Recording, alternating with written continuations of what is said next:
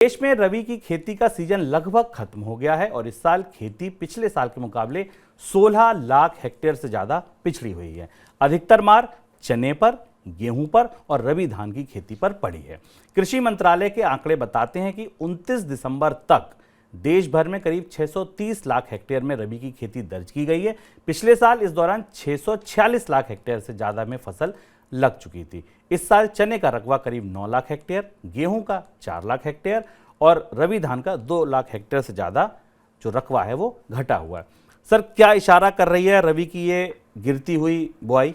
रबी की फसल को लेकर सरकार के भीतर और सरकार के बाहर और अर्थव्यवस्था में चिंताएं गहरा रही हैं। हमने आपको बताया था कि साल की दूसरी तिमाही के जब आंकड़े आए थे, जिसमें भारत की आर्थिक विकास दर 7% से ऊपर नजर आई थी, उसमें भी भारत की कृषि विकास दर 18 क्वार्टर के न्यूनतम स्तर पर थी।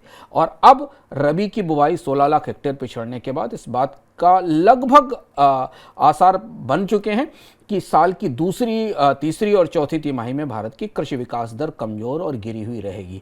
और इस रबी की बुआई की वजह से इस साल का पूरा जीडीपी का आकलन बदल सकता है साल के अंत तक जाते जाते। ये तो हुई इकोनॉमिस्ट्स के लिए, अर्थशास्त्रियों के लिए और सरकार की बात। हमारे आपके लिए सबसे बड़ी चिंता की बात यह है कि अगले 6 महीनों में जो भारत में अनाज की महंगाई, जो पहले से दहाई के अंकों में है, पिछले 1 साल से दहाई के अंकों में, उस पर दबाव और ज़्यादा बढ़ने वाला है।